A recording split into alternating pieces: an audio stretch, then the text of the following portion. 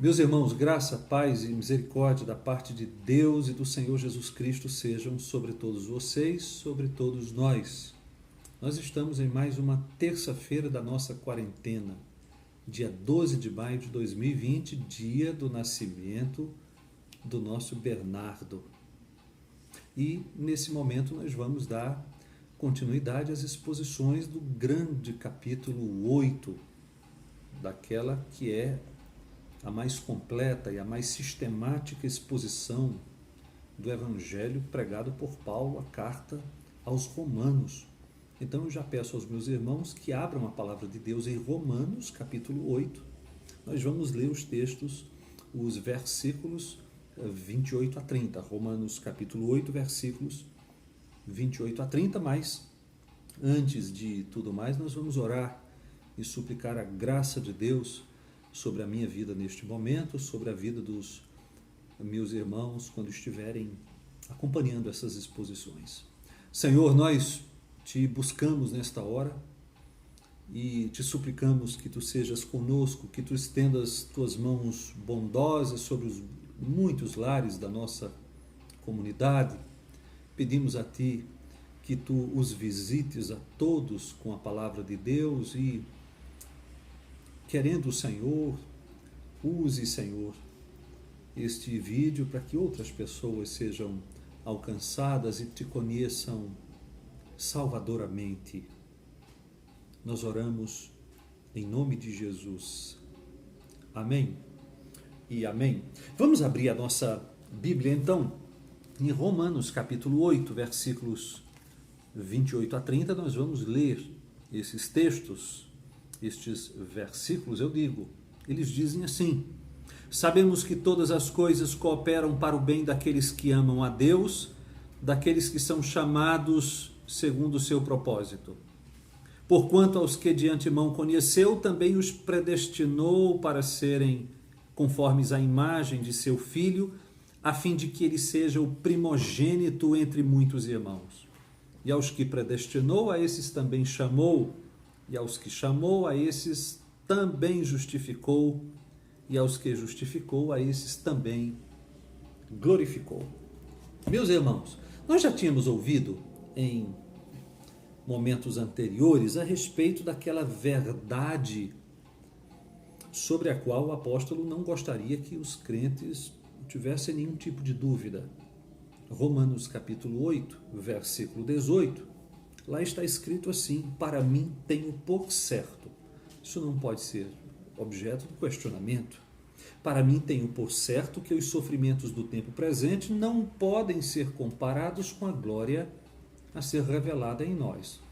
Esta é uma verdade a respeito da qual o apóstolo não gostaria que os crentes duvidassem. Agora, no versículo 28, ele adiciona outra verdade que nós não devemos contestar, que ele não gostaria que os crentes contestassem, ele não gostaria também que os crentes desconhecessem. Na verdade, a sua premissa é que os crentes conhecem essa verdade e assentem com ela. Romanos capítulo 8, versículo 28, eu vou ler de novo. Sabemos que todas as coisas cooperam para o bem daqueles que amam a Deus, daqueles que são chamados segundo o seu propósito. Paulo disse a respeito de certas pessoas, não de todas as pessoas, só de certas pessoas, que todas as coisas, uma expressão bastante ampla, mas que deve certamente incluir, e talvez com uma ênfase especial, as adversidades, os sofrimentos dos crentes. Ele disse a respeito de certas pessoas, todas as coisas cooperam para o seu bem.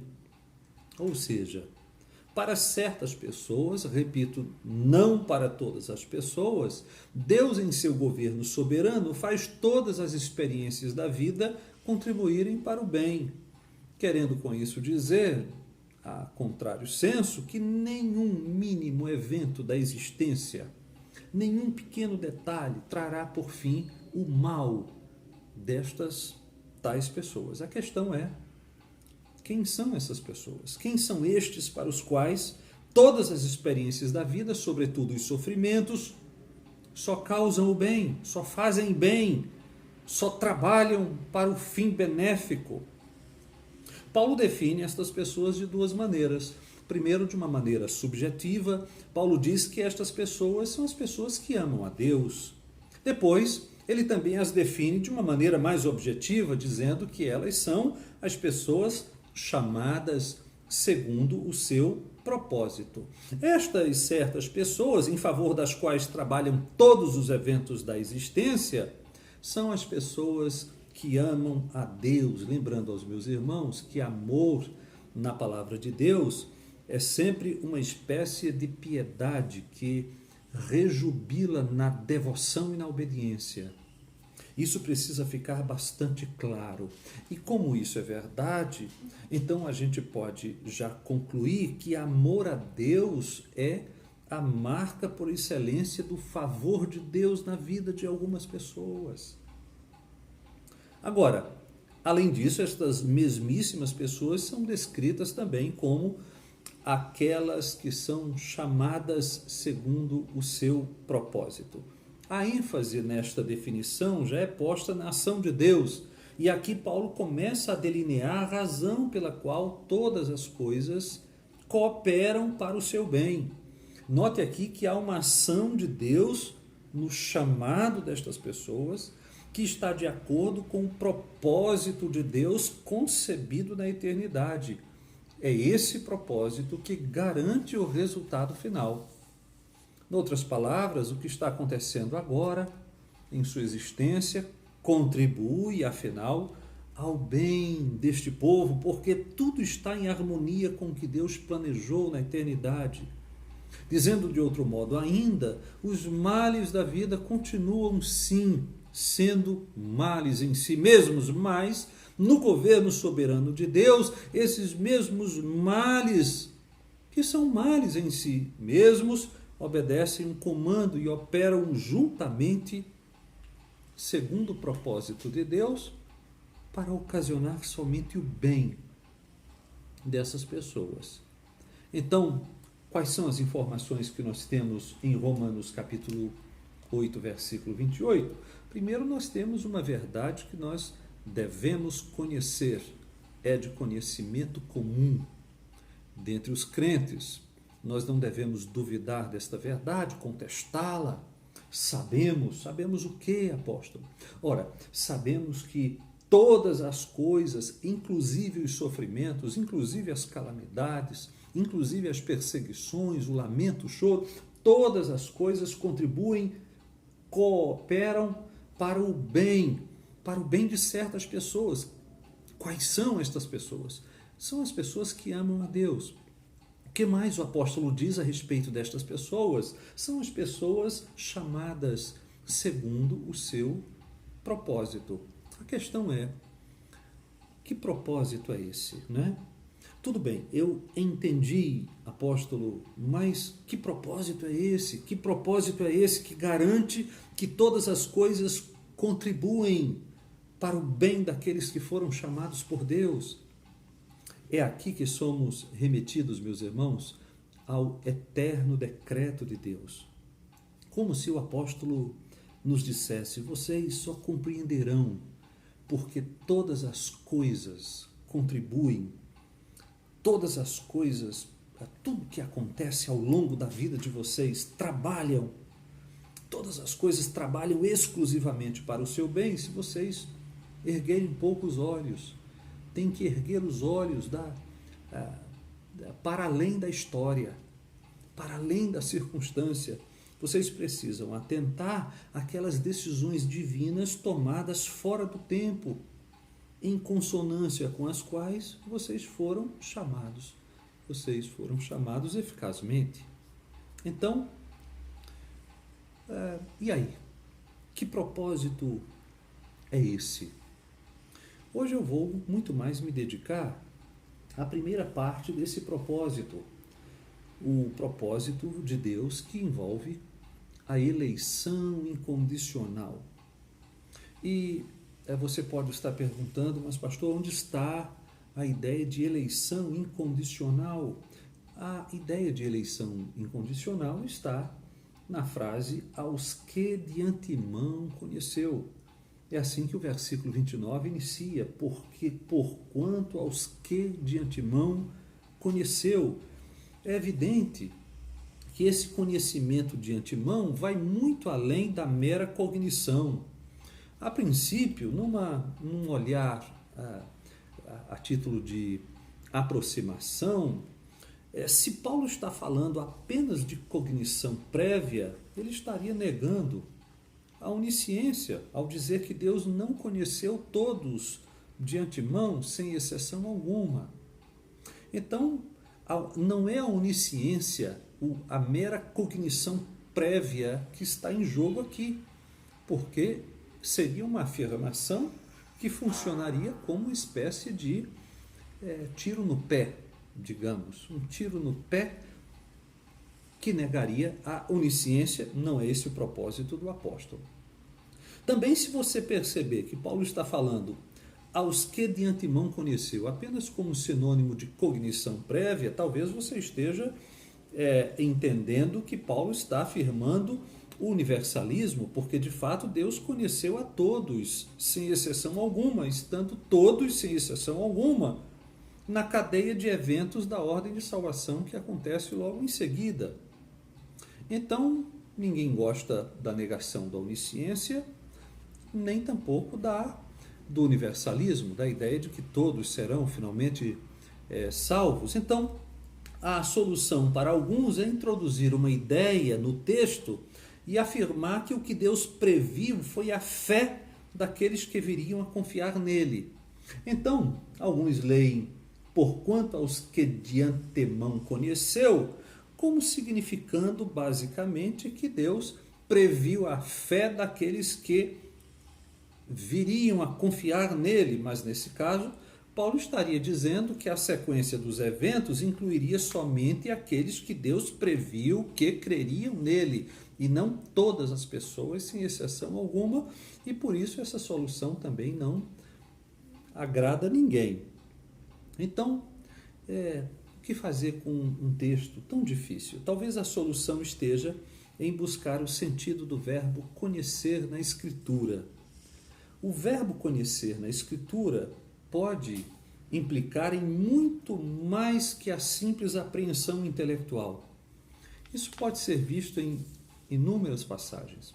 Em Mateus capítulo 7, versículo 23, por exemplo, lá está escrito: nunca os conheci, apartai-vos de mim, os que praticais a iniquidade. Você percebe claramente que o conhecimento a que Jesus se refere não pode ser meramente cognitivo, visto ser precisamente esse conhecimento de Jesus que levará à condenação a muitos.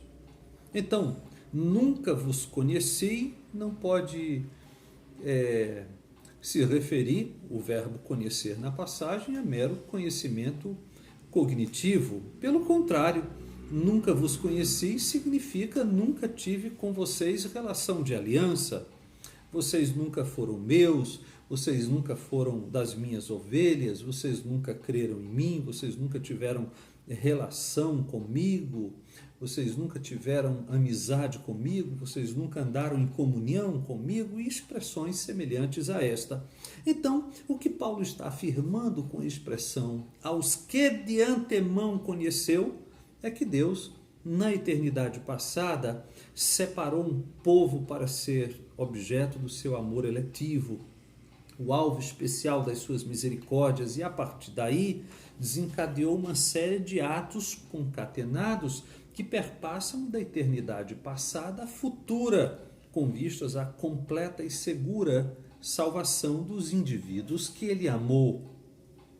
Portanto, o que a passagem está afirmando através da expressão aos que de antemão conheceu é que Deus, na eternidade passada, separou um povo para ser objeto do seu amor eletivo, o alvo especial das suas misericórdias, e a partir daí desencadeou uma série de atos concatenados, com início fora do tempo, com final fora do tempo, perpassando a eternidade.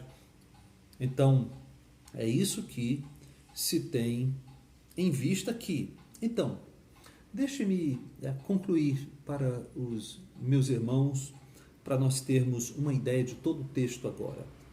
Desse modo, o ensino da passagem parece ser o seguinte: primeiro, Deus nos conheceu de antemão, isto é, Deus nos elegeu, Deus nos amou como expressão da sua livre e soberana vontade. Segundo, somente a esses que ele amou de maneira distinguidora, eletiva, de maneira livre e soberana, esses que ele amou na eternidade, também estes foram predestinados por ele. E aqui nós temos a ideia de que esses que foram amados na eternidade passada tiveram seu destino prefixado de maneira imutável à salvação que Deus havia preparado para eles. Terceiro, nós temos aqui que aos que predestinou, somente a esses que foram predestinados, o que nos induz a pensar de que aquilo que acontecerá na sequência acontecerá de maneira irresistível, não é? Porque nós temos aqui na sequência a ideia do chamado. E esse chamado deve ser irresistível, porque ele resulta realmente na nova criação, no ato do pecador de sair do túmulo e voltar-se para Jesus em fé e arrependimento. Isso porque, na sequência, disse ali, em quarto lugar, que aos que chamou, a esses também justificou. Ressalte-se então que aqueles que foram predestinados são esses que são chamados de maneira eficaz. E como sei que esse chamado é realmente eficaz? Porque esses que foram chamados também foram justificados, e nós sabemos, não é, que a justificação é pela fé, uma fé penitente, uma fé que se volta para Deus e para o Salvador, arrependida.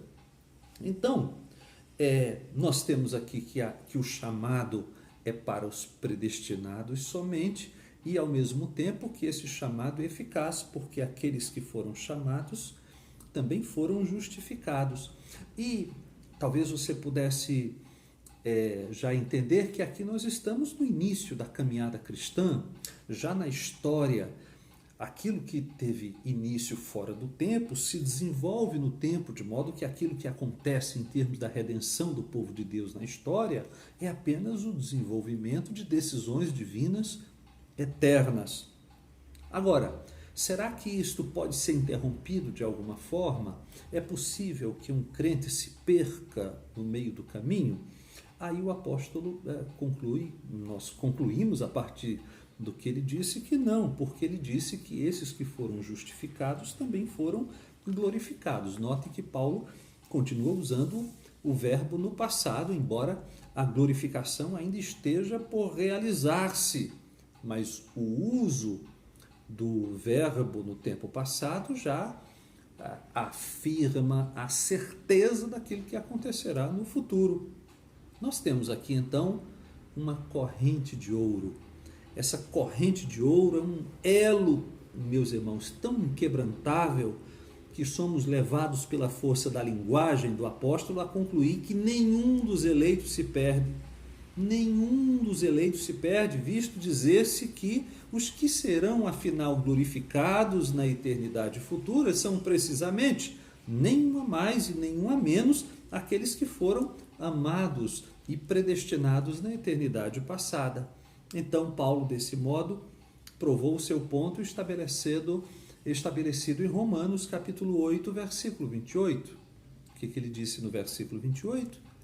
Que todas as coisas cooperam para o bem daqueles que amam a Deus, daqueles que são chamados segundo o seu propósito. Vejam bem, Deus tudo planejou, tudo fez, e tudo planejou e tudo fez de tal modo que todas as coisas que ocorrem à vida dos eleitos contribuem e contribuirão ao progresso e segurança da sua salvação. Verdade que será ainda mais estabelecida a partir do versículo 31 de Romanos capítulo 8. Mas hoje nós vamos parar por aqui, já lembrando aos meus irmãos que voltaremos ao texto na próxima terça-feira. Voltaremos aos versículos 28 a 30 para nós entendermos com mais clareza cada passo desta corrente de ouro, cada elo desta corrente de ouro, cada passo da ordem da salvação. Vamos orar nesse momento. Deus de toda a graça e de toda a misericórdia, a Ti e a Ti somente sejam os louvores. Nós nos rendemos aos Teus pés, Senhor, porque nos sabemos devedores desta graça que é eterna, esta graça eterna e soberana que garantiu que nenhum dos eleitos se perde, antes que todas as coisas contribuem para o seu bem, para o aperfeiçoamento da sua salvação. Nós oramos em nome de Jesus. Amém e amém. Meus irmãos, Deus abençoe a todos vocês. Recebam mais uma vez o meu registro de saudade de todos. Sintam-se abraçados e um forte abraço em todos.